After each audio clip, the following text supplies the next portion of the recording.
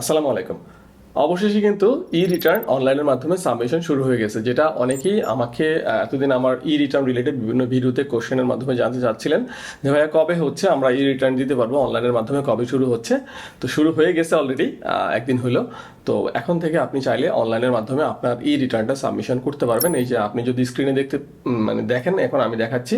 এই যে দেখুন, অ্যাসেসমেন্ট ইয়ার কিন্তু এই নতুন অপশনটা চলে আসছে 2026-27 অ্যাসেসমেন্ট ইয়ারের জন্য কিন্তু আপনি এখন ই রিটার্ন সাবমিশন করতে পারবেন। আগেরগুলো তো আছেই, আপনি এটাও এখন সাবমিশন করতে পারতেছেন।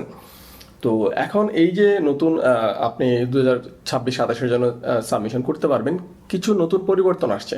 তো আজকের ভিডিওতে এই পরিবর্তনগুলো নিয়ে কথা বলবো, তাহলে আপনার ই রিটার্ন সাবমিশন করাটা একদম ইজি হবে, ভুল টুল হবে না যদি এগুলো আপনি জেনে নেন। লাইক আমাদের কিছু পরিবর্তন আসছে। ফার্স্ট পরিবর্তন যেটা আমি বলবো, আপনি আগে যে স্ল্যাবটা ছিল এখন কিন্তু স্ল্যাবগুলো একটু চেঞ্জ হয়েছে। লাইক আমি যদি একদম প্র্যাকটিক্যালি দেখাই কম্পিউটার থেকে, আশা করি আপনি দেখতে পাচ্ছেন যে গত বছরের আমাদের এই স্ল্যাবটাগুলো ছিল। লাইক আমাদের অ্যাসেসমেন্ট ইয়ার 2024-25-এর জন্য ছিল যে আমাদের ফার্স্ট 3.5 লাখ টাকা পর্যন্ত আমাদের ট্যাক্স ফ্রি ছিল। তারপরে হচ্ছে আমাদের নেক্সট 1 লাখের জন্য হচ্ছে 5% ট্যাক্স আসতো। তারপরে নেক্সট 4 লাখের জন্য আসতো 10%। তারপরে নেক্সট হচ্ছে 5 লাখের জন্য 15%, তারপরে আরও 5 লাখের জন্য 20%, এবং তারপরে 20 লাখের জন্য 25%। এভাবে আসতো, এবং রিমেনিং ব্যালেন্সের জন্য 25% ছিল। কিন্তু এইবার 2025-26-এ একটু চেঞ্জ হয়ে গেছে। যেটা চেঞ্জ হয়েছে সেটা হচ্ছে আপনার হচ্ছে ফার্স্ট যেই 4 লাখ পর্যন্ত হচ্ছে ট্যাক্স ফ্রি করা হয়েছে। লাইক আপনার 50,000 টাকা আরও বাড়ানো হয়েছে ট্যাক্স ফ্রি। আগে 3.5 ছিল, এখন 4 লাখ পর্যন্ত হয়েছে, কিন্তু 5%-এর যে স্ল্যাবটা ছিল সেটা চলে গেছে। এখন থেকে 10% আকারে ট্যাক্স চলে আসবে 4 লাখ টাকার উপরে গেলেই। লাইক নেক্সট মানে 3 লাখ টাকা পর্যন্ত। সো আপনার 4 লাখের উপরে যাই আসুক সেটার 10% আকারে ট্যাক্স চলে আসবে, এবং তারপরে 3 লাখের পরে নেক্সট 4 লাখ পর্যন্ত 15%, তারপরে নেক্সট 5 লাখ পর্যন্ত 20%, এবং তারপরে 20 লাখ, নেক্সট 20 লাখ পর্যন্ত 25% আকারে আসতে থাকবে, এবং রিমেনিং যত ব্যালেন্স আছে 30% করে ট্যাক্স আসতে থাকবে। তো ট্যাক্স ক্যালকুলেশন কিভাবে হয়, একদম ইজি। এই জিনিসগুলো আপনি যদি বেসিক জানেন তাহলে বুঝতে পারবেন যে আপনার যত টাকা ট্যাক্সেবল ইনকাম থাকে সেটা থেকে ফার্স্টে 4 লাখ আপনি বাদ দিয়ে দিবেন, কারণ এটা ট্যাক্স ফ্রি। তারপরে যে অ্যামাউন্ট থেকে, ফর এক্সাম্পল আপনার হচ্ছে ধরেন আপনার 5 লাখ টাকা হচ্ছে ট্যাক্সেবল ইনকাম, তাহলে 4 লাখ বাদ দিলে 1 লাখ থাকে। তাহলে 1 লাখটা এই স্ল্যাবে পড়ে নেক্সট 3 লাখের মধ্যে পড়ে, তাহলে 1 লাখের 10% 10,000 টাকা আপনার ট্যাক্স আসবে। ফর এক্সাম্পল আপনার হচ্ছে ট্যাক্সেবল ইনকাম আসলো 8 লাখ টাকা, তাহলে কীভাবে হবে? প্রথম 4 লাখ মাইনাস করে দিলেন, থাকলো আর 4 লাখ। তাহলে সেই 4 লাখ থেকে প্রথম এই 3 লাখের জন্য 10% করে আসবে, তাহলে 3 লাখের 10% হচ্ছে 30,000 টাকা ট্যাক্স আসলো। আরও 1 লাখ থাকে, সেই 1 লাখ পড়বে এই স্ল্যাবে, সেটার 15% কত আসে? তাহলে 15,000 টাকা। তাহলে টোটাল ট্যাক্স কত হবে আপনার? 30 + 15 45,000 টাকা, যদি 8 লাখ টাকা ট্যাক্সেবল ইনকাম থাকে। আশা করি বুঝতে পারছেন কীভাবে ক্যালকুলেশনটা হয়। যদি এত কিছু বোঝার দরকার নেই, অনলাইনে আপনি রিটার্ন সাবমিশন করলে সব ক্যালকুলেশন অটোমেটিক হয়ে যাবে, আপনাকে ক্যালকুলেশন দেখাও লাগবে না। আপনাকে জাস্ট ইনপুট দিতে হবে ঠিকঠাকভাবে। কোনো ভুল ইনফরমেশন ইনপুট দিলে আপনারটা ভুল আসবে। আপনি যদি সঠিকভাবে ইনপুটগুলো দিতে পারেন, ক্যালকুলেশন নিয়ে আপনার মাথা ঘামানো লাগবে না, ক্যালকুলেশন অটোমেটিক হয়ে যাবে। সবগুলো সূত্র ওইভাবে সফটওয়্যারে আসে। তো আরেকটা চেঞ্জ আসছে, যেটা হচ্ছে রিবেটে। লাইক আমরা আগে যেই পার্সেন্টে রিবেট পেতাম, এখন একটু কমে গেছে রিবেটটা। আমি যদি ওইটাও একটু কম্পিউটার দেখাই বুঝতে সুবিধা হবে। সো কম্পিউটার স্ক্রিন থেকে আমি দেখিয়ে দিচ্ছি যে রিবেটের কি পরিবর্তনটা আসছে। এই যে আপনি এখন দেখতে পাচ্ছেন, আমি একটা ট্যাক্স রিবেট ক্যালকুলেশন একটা ইমেজ দেখাচ্ছি আপনাদেরকে। অ্যাসেসমেন্ট ইয়ার 24-25-এ কী ছিল, আমাদের টোটাল যে ট্যাক্সেবল ইনকাম ছিল তার 3%, এবং অথবা ইনভেস্টমেন্টের 15%, অথবা 10 লাখ টাকা, এর মধ্যে যেটা আপনার সর্বনিম্ন হইতো সেটাই আপনি রিবেট আকারে পেতেন। তার মানে আমি যদি ক্যালকুলেশন করে দেখাই, ট্যাক্সেবল ইনকাম ধরলাম আমার 9 লাখ টাকা, 9 লাখ টাকার 3% হলো 27,000 টাকা। আর আমার ধরেন ইনভেস্টমেন্ট ডিপিএস যদি থাকে, আপনার যত লাখ টাকার ডিপিএস থাকবে সর্বোচ্চ 1,20,000 পর্যন্ত ক্যালকুলেশনে আসবে, বাকিটা আসবে না। যেমন সঞ্চয়পত্র থাকলে সর্বোচ্চ 5 লাখ টাকা পর্যন্ত আসে, তার উপরে যাই থাকুক আসবে না। বাট 5 লাখ টাকার নিচে হলে সেটা নিচেটাই থাকবে, মানে সর্বোচ্চ একটা লিমিট থাকে। সঞ্চয়পত্র হলে 5 লাখ টাকা পর্যন্ত, ডিপিএস হলে 1,20,000 টাকা পর্যন্ত। ধরলাম আপনার 5 লাখ টাকারই ডিপিএস আছে, বাট 1,20,000-ই ক্যালকুলেশন আসবে। তো আমি এখানে দেখাচ্ছি 1,20,000 টাকা ধরলাম শুধু ডিপিএস এর জন্য। সেক্ষেত্রে 1,20,000-এর 15% 18,000 টাকা হয়। যদি আপনার সঞ্চয়পত্র থাকে 5 লাখ টাকা, সেটা এখানে যোগ হয়ে যাবে, এবং দুইটা মিলা 15% আকারে এখানে আরও বেশি আসবে তখন। আর টোটাল যেটা হচ্ছে 10 লাখ টাকা, সর্বোচ্চ 10 লাখ টাকা পর্যন্ত ছাড় পাওয়া যায়। কিন্তু এখন আমরা এই তিনটার মধ্যে সর্বনিম্ন যেটা, সেটা আপনি রিবেট পেতেন এতদিন পর্যন্ত যেটা ছিল। তাহলে তিনটার মধ্যে সর্বনিম্ন কোনটা? এটা 27,000, 18,000, এটা তো 10 লাখ, তো 18,000 আমার সর্বনিম্ন। সো আমি আগের বছর মানে 2024-25 হইলে আমি সর্বোচ্চ রিবেট পেতাম 18,000 টাকা আমার 1,20,000 টাকা ইনভেস্টমেন্টের কারণে, যেটা ডিপিএস এর মাধ্যমে।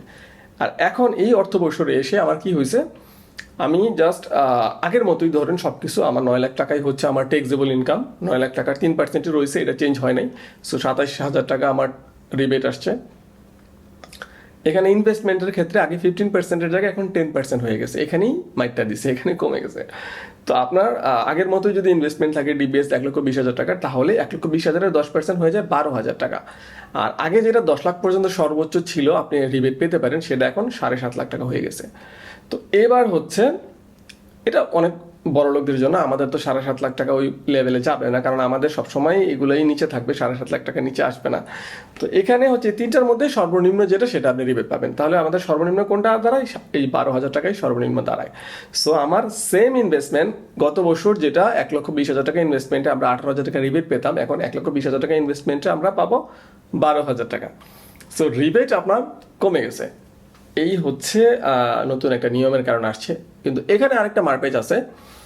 নতুন যেই স্ল্যাবগুলো করা হয়েছে, লাইক কোয়ার্টারগুলো ভাগ করা হয়েছে, আপনি এখন জুলাই থেকে জুলাই, আগস্ট, সেপ্টেম্বর 3 মাস, তারপরে হচ্ছে অক্টোবর, নভেম্বর, ডিসেম্বর আবার 3 মাস। তো এভাবে 3 মাস 3 মাস 3 মাস করে ভাগ করা হয়েছে। প্রথম 3 মাসে যদি আপনি দেন, আপনি রিবেট পাবেন। পরের 3 মাসে দিলে রিবেট পাবেন না, আপনার ইনভেস্টমেন্ট থাকলেও পাবেন না। তারপরের 3 মাসে দিলে আপনার হচ্ছে জরিমানা হবে। কত এক্স্যাক্টলি এখন মনে আসতেছে না, আমি বলতেছি না, আমার এটা নিয়ে ভিডিও আছে আলাদা, আপনারা চাইলে দেখতে পারেন। তারপরে 3 মাসে দিলে আরও জরিমানা বাড়বে।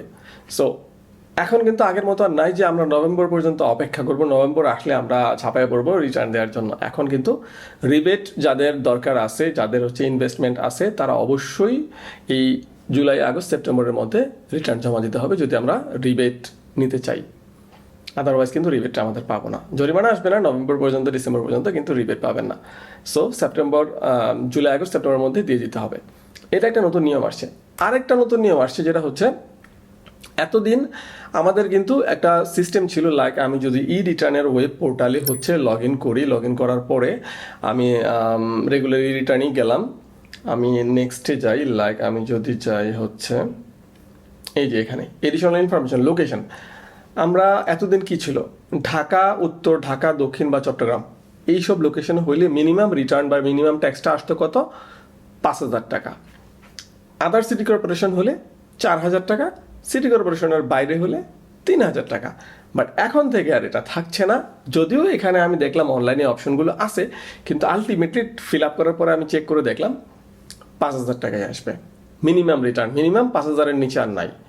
মানে মিনিমাম আপনার আগের মতো 3,000, 4,000 অপশনই নাই। আমি দেখলাম, আমি আদার সিটি কর্পোরেশন দিয়েছিলাম এবং সেটা 5,000 টাকায় দেখাইছে। সো মিনিমাম রিটার্ন এখন আর 3,000, 4,000 নাই, 5,000 টাকায় আসবে যদি আপনার ট্যাক্সেবল ইনকামের উপরে চলে আসে। ফর এক্সাম্পল, আপনার আসছে হচ্ছে ট্যাক্সেবল ইনকাম হচ্ছে আপনার হয়ে গেছে ধরুন 4,20,000 টাকা। 4 লক্ষ পর্যন্ত ফ্রি, 20,000-এর তো ট্যাক্স আসবে। এই 20,000-এর ট্যাক্স তো আর 5,000 টাকা হয় না, কিন্তু আপনাকে মিনিমামটা দিতে হবে। 1 টাকাও যদি ট্যাক্স চলে আসে, মিনিমামটা দিতে হবে 5,000 টাকা। এখানে আরেকটা আবার কনফিউশন আছে, যারা হচ্ছে নতুন রিটার্ন দাঁড়িয়ে আছেন, রিটার্ন সাবমিশন করবেন, নতুন টিন সার্টিফিকেট খুলছেন, তাদের জন্য একটা ছাড় আছে। তাদের আবার মিনিমাম রিটার্নটা হচ্ছে 1,000 টাকা, তাদেরকে 5,000 টাকা দিতে হবে না। কিন্তু এমন না যে আপনার ট্যাক্স আসে নাই, আপনার 4 লাখ টাকার নিচে হচ্ছে আপনার হচ্ছে ট্যাক্সেবল ইনকাম, যে আপনাকে 1,000 টাকা দিতে হবে না। সবাইকে 1,000 টাকা দিতে হবে না। যাদের মিনিমাম ট্যাক্সটা আসবে, মিনিমাম ট্যাক্স দিতে হবে, তাদেরকে 1,000 টাকা দিতে হবে। আর যারা প্রথমবার রিটার্ন সাবমিশন করতেছেন না, যারা এর আগেও রিটার্ন সাবমিশন করেছিলেন টিন সার্টিফিকেট পুরনো, তারা কিন্তু আর এই সুযোগটা পাবেন না যে 1,000 টাকা দিলে হবে, তাদের মিনিমাম 5,000 টাকা দিতে হবে। এই হচ্ছে আরেকটা নতুন নিয়ম যেটা এইবার ইন্ট্রোডিউস হয়েছে। এছাড়া এই ওয়েব পোর্টালে রিটার্ন সাবমিশন করতে গেলে আরও নতুন কিছু যদি চোখে পড়ে, অবশ্যই আপনাদেরকে আপডেট জানাবো। এছাড়া একদম রিটার্ন ফর্ম ফিল আপ করে তো অবশ্যই ভিডিও দিব, লাইক আমি নিজে চাকরি করি, সো চাকরিজীবীটা সবার ফার্স্টে দিব। কিভাবে আপনি চালানগুলো অ্যাটাচ করবেন, অ্যাটাচ তো না, অ্যাকচুয়ালি ইনপুট দিবেন কিভাবে এগুলো হচ্ছে আমি দেখাবো। তারপরে হচ্ছে যারা বিজনেসম্যান আছেন, ছোটোখাটো ব্যবসায়ী, তারা কীভাবে জমা দিবেন দেখাবো। যারা হাউসওয়াইফ, স্টুডেন্ট, গৃহিণী, যারা ইউটিউবার, ফ্রিল্যান্সার, তারা কীভাবে দিবেন এগুলো দেখাবো। তো একে একে ভিডিও আসবে, চ্যানেলের সাথেই থাকবেন, তাহলে ভিডিওগুলো দেখতে পারবেন। আর তো আজকে এই পর্যন্তই, আশা করি ইনফরমেশনগুলো ক্লিয়ার হয়ে গেছে যে কী কী পরিবর্তন এখন পর্যন্ত আমার চোখে পড়ছে, আমি ক্লিয়ার করার চেষ্টা করছি। তো বাকি তো ভিডিও আসতেই থাকবে, আশা করি চ্যানেলের সাথেই থাকবেন, তাহলে জিনিসগুলো ক্লিয়ার হয়ে যাবে এবং আপনারটা আপনি নিজের মতো দেখে বুঝে শিখে সাবমিশন করবেন। কারো হেল্প নেওয়া লাগবে না, শুধু আমার ভিডিও দেখে যে দিবেন এমনটা না। আমি সাজেস্ট করব যারা এই রিলেটেড ভিডিও বানায়, আপনি কয়েকটা ভিডিও দেখেন, দেখলে আপনি নিজে শিখতে পারবেন, আপনি বুঝতে পারবেন কোথায় আমার ভুল আছে, কোথায় আপনার ভুল আছে। তো বুঝে শুনে জাস্ট অ্যাকুরেটলি রিটার্নটা সাবমিশন করবেন, যেন ভুল না হয়। কারণ আপনি একটা ভিডিও দেখে যদি দিয়ে দেন, মুখস্থ দিয়ে দেন, তাহলে তো হবে না। কারণ আপনার ডাটা আর আমার ভিডিও করার ডাটা তো সেম নাও হতে পারে, কোথাও না কোথাও চেঞ্জ থাকতে পারে। সো আপনার জিনিসটা বুঝতে হবে, তারপরে দিতে হবে। এখন আমারটা হুবহু দিলে তো আপনারটা ভুল হয়ে যাবে।